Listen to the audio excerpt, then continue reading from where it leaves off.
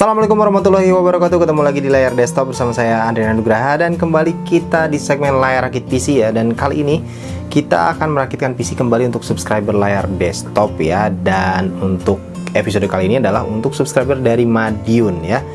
Dan seperti apa komponen-komponen yang akan kita gunakan di rakitan kali ini? Sebelum kita mulai, bagi teman-teman yang belum subscribe channel layar desktop, bisa diklik dulu tombol subscribe-nya dan juga loncengnya sekalian ya, untuk support terus channel ini agar lebih baik lagi ke depannya ya, tentu saja. Oke, langsung aja kita bahas apa saja komponen yang kita gunakan untuk rakitan kali ini.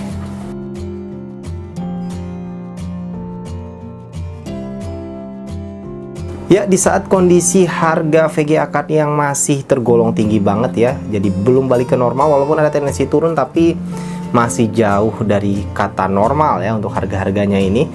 Nah, Mas Dedi Putra dari Madiun ini menanyakan ke layar desktop apakah mungkin merakit PC dengan budget belasan juta aja tapi sudah menggunakan komponennya adalah RTX dalam hal ini untuk VGA card-nya. Nah, jawabannya adalah mungkin, dengan catatan tentu saja kita harus atur beberapa komponen supaya ya sesuai dengan budget lah ya, dan tentu performance-nya juga sesuai dengan yang kita harapkan. Nah, untuk rakitan kali ini untuk prosesor nih, kita gunakan kembali prosesor primadona di kelas mid range ya, yaitu AMD Ryzen 5 3600 6 core 12 thread dengan base clock di 3,6 GHz dan boost clock up to 4,2 GHz. Ini adalah prosesor yang menurut saya punya performance yang sangat bagus sekali ya, baik itu untuk gaming maupun untuk editing, dan dia punya overclock ability yang juga bagus banget. Jadi bisa di overclock lagi lebih daripada 4,2 ya, bisa kita overclock ke 4,4 atau bahkan ke 4,5, atau bahkan saya pernah coba kalau dapat beruntung dapat silikon yang bagus bisa ke 4,6 bahkan ya di rakitan yang lalu ya. Nah, dengan kemampuan overclock ability-nya dari prosesor yang satu ini, tentu saja kita bisa dapatkan performance yang lebih baik daripada kondisi defaultnya. Itu adalah kelebihan dari prosesor yang satu ini. Nah, ini adalah prosesor yang kita gunakan. Kemudian untuk motherboardnya, nah ini kita gunakan sebuah motherboard dari Gigabyte, yaitu Gigabyte B450M Gaming ya. Ini salah satu strategi untuk mengurangi budget atau menekan budget ya dari motherboard ini. Kita cari motherboard yang punya kualitas yang masih bagus tapi harganya masih murah ya, harganya tergolong murah gitu ya.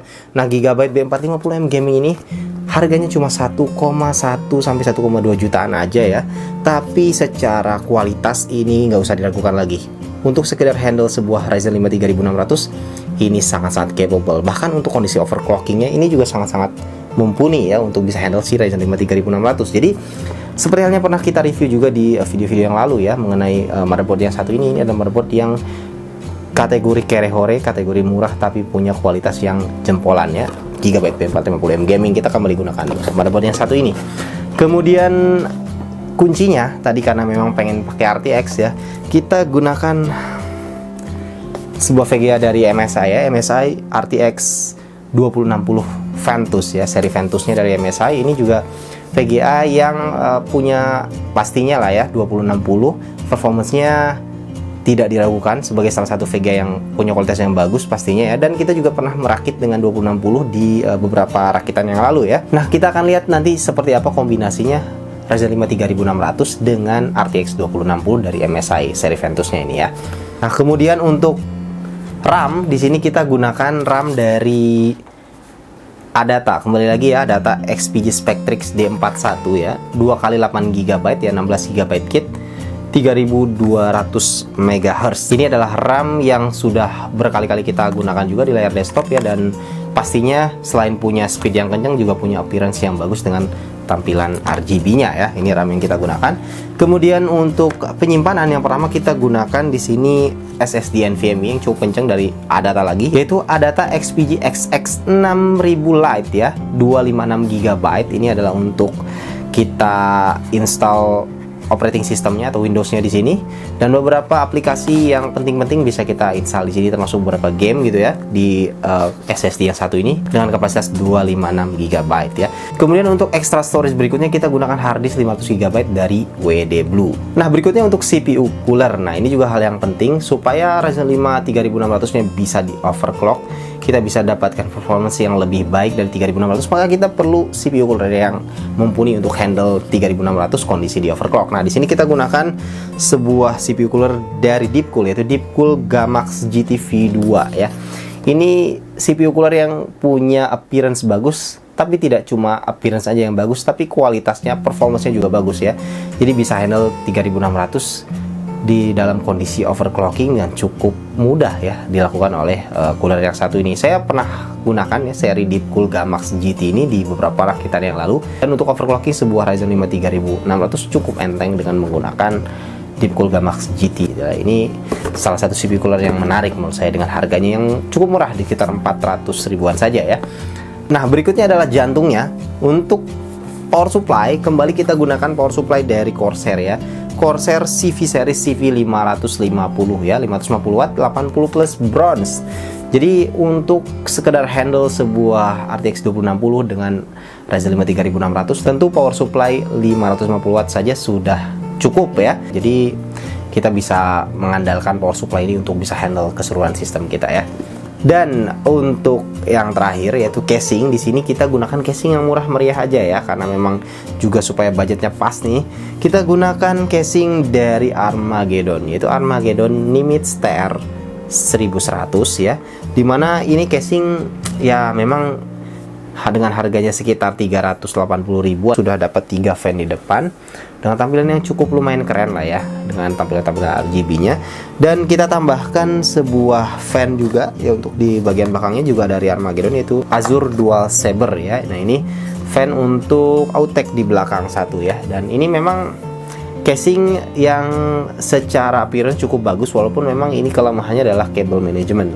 Cable manajemennya cukup ruwet ya casing yang satu ini, tapi ya untuk sekedar tampilan yang keren sih ini bisa lah dapat dari casing yang satu ini. Oke, itu aja teman-teman untuk komponen yang kita gunakan ya.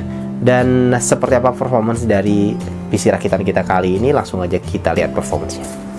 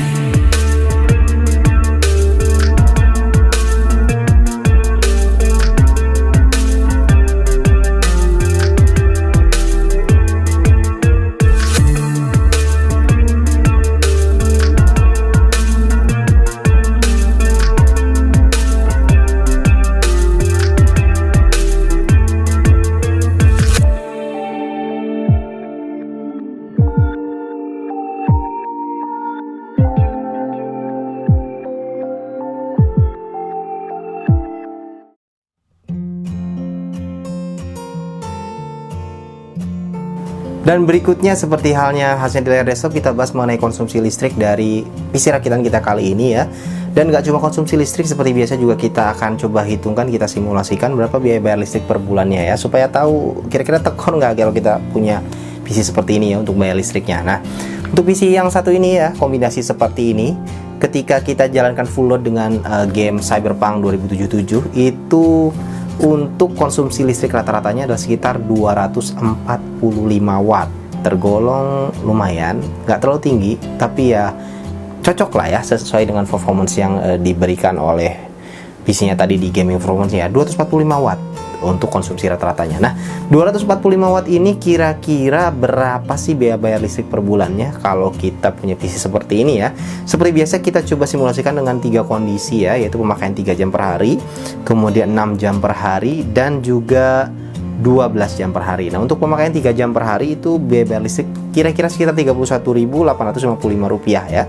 Sedangkan kalau 6 jam per hari itu adalah Rp63.711, dan kalau 12 jam per hari atau setengah hari kalian main game ya selama 30 hari berturut-turut ya, maka biaya bayar listrik per bulannya adalah sekitar Rp127.422. Jadi saya rasa dengan performance yang ditunjukkan tadi dengan biaya bayar listrik segitu ya tergolong wajar lah ya untuk kelas sebuah PC gaming dengan pakai RTX 2060 ini ya.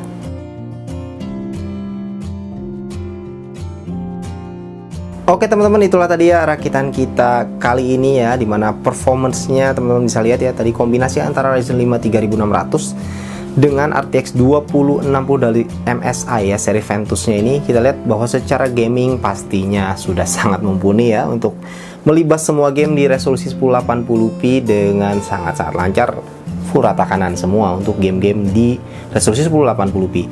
Bahkan sebenarnya juga bisa naik ke resolusi 1440p ya, dengan ya settingan yang menyesuaikan lah ya, agar tentu saja kualitas grafik dan juga gameplaynya nyaman gitu.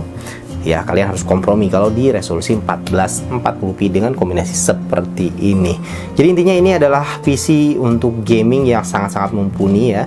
Nah, berikutnya yang paling penting kita bahas yaitu bagaimana dengan budget dari rakitan kita kali ini ya. Seperti halnya tadi saya bilang budgetnya belasan juta, nggak nyampe 20 juta untuk rakitan kali ini ya. Dan tepatnya adalah sekitar 17 jutaan. Untuk detailnya nanti saya akan taruh di sini ya, detail dari budget keseluruhannya.